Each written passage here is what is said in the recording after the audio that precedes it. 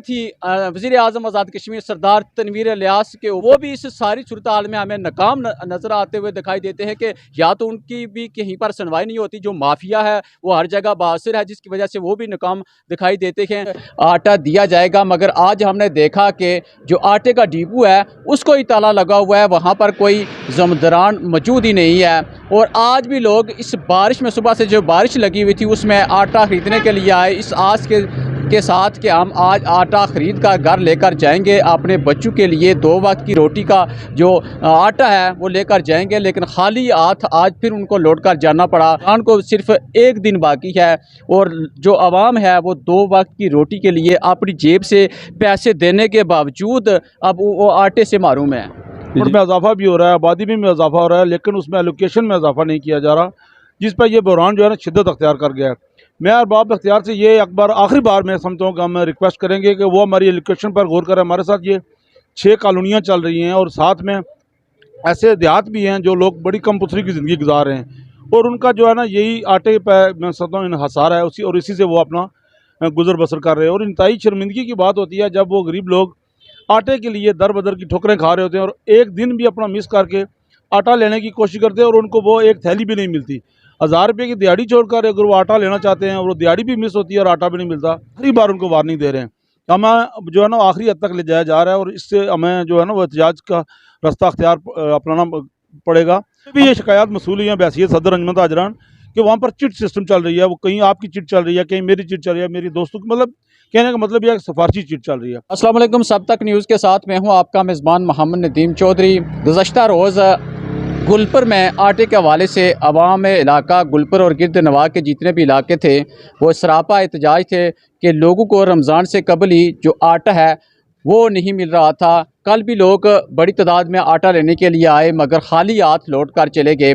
आज का कहा गया था कि आज आटा दिया जाएगा, मगर आज हमने देखा कि जो आटे का डिपो है उसको ही ताला लगा हुआ है, वहाँ पर कोई ज़मदरान मौजूद ही नहीं है। और आज भी लोग इस बारिश में, सुबह से जो बारिश लगी हुई थी उसमें आटा ख़रीदने के लिए आए, इस आस के साथ कि हम आज आटा ख़रीद कर घर लेकर जाएंगे, अपने बच्चों के लिए 2 वक्त की रोटी का जो आटा है वो लेकर जाएंगे। लेकिन खाली हाथ आज फिर उनको लौट कर जाना पड़ा कि जो अपनी जेब से किराया लगा कर आते हैं, मेहनत मजदूरी करते हैं, दिहाड़ छोड़कर आटे की खरीदारी के लाते हैं, मगर उसके बावजूद यहाँ पर आटा नहीं मिलता और ख़ाली हाथ लौट कर वापस जाते हैं। इस वक्त हमारे साथ सदर अंजुमन ताजरान गुलपुर आजी राजा आफ्ताब आरिफ साहब मौजूद हैं। क्या कहते हैं जी, आप इस वक्त गुलपुर की नुमाइंदगी कर रखे हैं और इस वक्त सबसे जो बड़ा मसला है आटे का है, रमज़ान को सिर्फ 1 दिन बाकी है और जो आवाम है वो 2 वक्त की रोटी के लिए अपनी जेब से पैसे देने के बावजूद अब वो आटे से महरूम है। जी बिस्मिल्लाह। सबसे पहले तो मैं सब तक न्यूज़ का शुक्रिया अदा करता हूँ। आप अक्सर हमारे जो मेन इश्यूज़ हैं उसको बड़े अच्छे अंदाज में हाईलाइट करते हैं। आटे के हवाले से ये हमारा आप कह सकते हैं कि 2 से 3 साल से बहरान चल रहा है और उस पर काफ़ी हद तक कोशिश की गई है कि काबू पाने की, लेकिन इंतहाई अफसोस के साथ ये इज़हार करना पड़ता है कि अभी तक हम उसमें कामयाब नहीं हो सके। हमने कोशिश यही की है कि पॉजिटिव तरह की सियासत की जाए, कोई भी नेगेटिव सूरत ना क्रिएट की जाए, लेकिन हमें मजबूर किया जा रहा है कि हमारे पास एहतजाज के अलावा कोई रास्ता नहीं।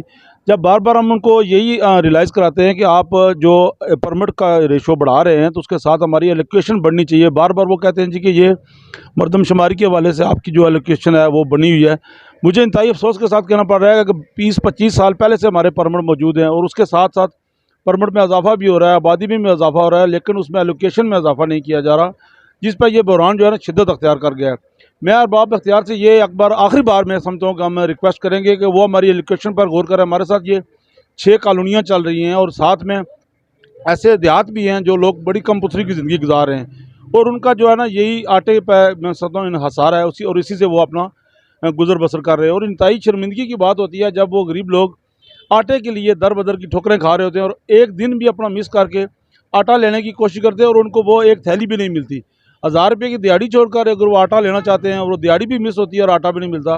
ये बड़ी मैं समझता हूँ शर्मिंदगी की बायस बात है। जो फूड इंस्पेक्टर साहब थे वो कह रहे थे कि जो परमिट है वो नहीं जो नए नहीं जारी हो रहे, मगर उसके बावजूद लोगों की ये शिकायत है कि जो स्वाबदीदी तरीके से जो हुकूमती नुमाइंदों के ज़रिए ये कहा जा रहा है कि उनसे जो पर्ची लेकर आते हैं या ज़मदरान से, तो उनको उसी कोटे के तहत जो जिन लोगों के पहले से परमिट मौजूद हैं उनसे आटा कम करके उन लोगों को दिया जाता है। तो क्या ये नहीं समझते कि ये उन आवाम के हकूक़ पर डाका नहीं डाला जा रहा जो पहले से इससे महरूम हो रखे हैं, और नए लोगों को अपने जो तल्ल की बिना पर, सिफारिश की बिना पर जो बासर लोग हैं उनको आटा दिया जा रहा है। जी, जी, बिल्कुल नदीम भाई, आपने बिल्कुल सही कहा, आपने बड़ा अच्छा पॉइंट भी रेज़ किया। हमने भी बहुत कोशिश की है और यकीन माने हमने लॉजिकली उनको यही समझाया है कि आप अगर एलोकेशन की बात करते हैं तो फिर आपको जो हमारे परमिट में उन पे भी नज़र रखनी चाहिए। जो वो रसीद, पर्ची, वो जो भी सिफारिशी चिट है, उस पे मैं भी सुन रहा हूँ कि वो आटा दे रहे हैं। हमने कोशिश अतल वसा यही की है कि माहौल को ख़राब ना किया जाए। मैं पहले भी आपके अर्ज़ कर चुका हूँ कि हम आखिरी बार उनको वार्निंग दे रहे हैं। हमें जो है ना आखिरी हद तक ले जाया जा रहा है और इससे हमें जो है ना वो एहतजाज का रास्ता अख्तियार अपनाना पड़ेगा। हमने कोशिश यही की है कि पॉजिटिव तरह से बात की जाए और कोशिश की जाए कि मामलात को सुलझाया जाए। नंबर गेम नहीं है, हम कोई इशू नहीं क्रिएट करना चाहते, लेकिन ये इशू हमारे से कंट्रोल नहीं हो रहा और उसमें मैं समझता हूँ कि ये अरबाब इख्तियार की गलतियाँ हैं।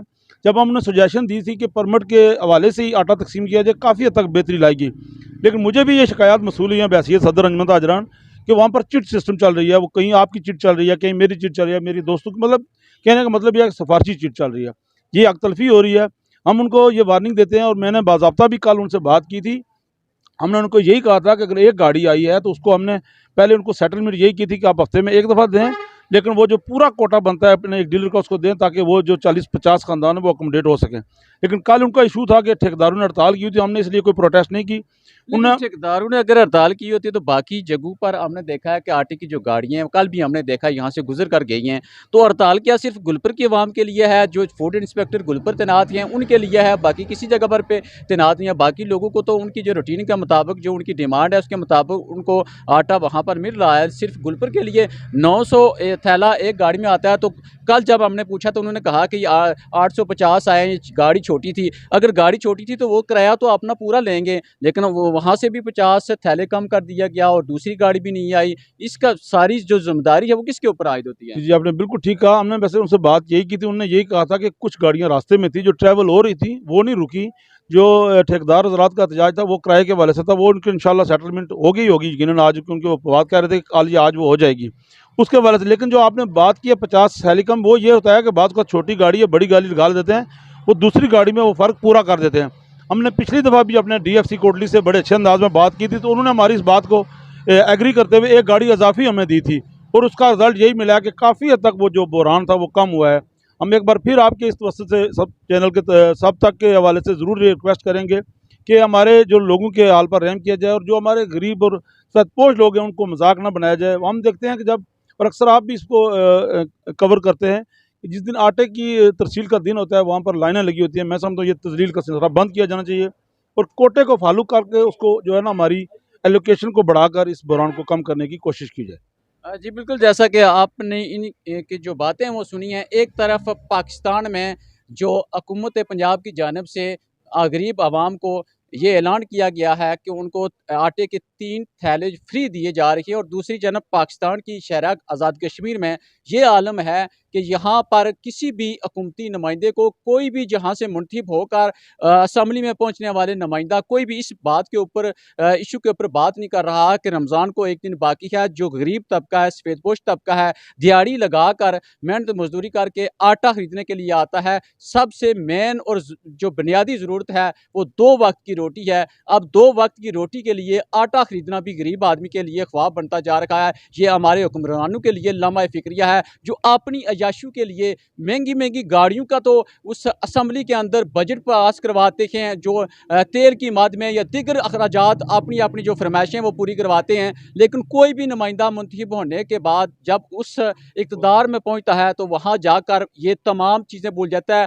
कोई भी आवाम को भी सोचना चाहिए कि जो किसी भी हल्के से जो नुमाइंदा मुंतखब होकर जाता है, किसी ने जाकर उस इक़्तिदार के अंदर इस वक्त जो बेसिक ज़रूरत है रोटी, इसके ऊपर आटे के ऊपर बात की हो। कोई भी ऐसा हमें मेंबर असम्बली, कोई वज़ीर, मशीर, कोई भी शख्स किसी भी पार्टी से तल्लुक़ रखता हो, किसी भी हुकूमत में हो, किसी भी मौके पर हमें बात करता हुआ दिखाई नहीं देता। जो वो सिर्फ़ अपने इक़्तिदार के लिए, अपनी अय्याशी के लिए लोगों से वोट लेते हैं और उसके बाद रफू चक्कू हो जाते हैं, कोई भी कहीं पर भी नज़र नहीं आता। और दूसरी जानब इस वक्त जो लोगों की उम्मीदें थी वज़ीर आज़म आज़ाद कश्मीर सरदार तनवीर इलियास के ऊपर और सदर आज़ाद कश्मीर के ऊपर के वज़ीर आज़म आज़ाद कश्मीर वो एक साहिब इस्तात हैं और माली लिहाज से लोग उनसे बड़ी उम्मीदें रखते थे, लेकिन वो भी इस सारी सूरत हाल में हमें नाकाम नज़र आते हुए दिखाई देते हैं कि या तो उनकी भी कहीं पर सुनवाई नहीं होती, जो माफिया है वो हर जगह बासिर है, जिसकी वजह से वो भी नाकाम दिखाई देते हैं। ये तमाम तर चीज़ें रमज़ान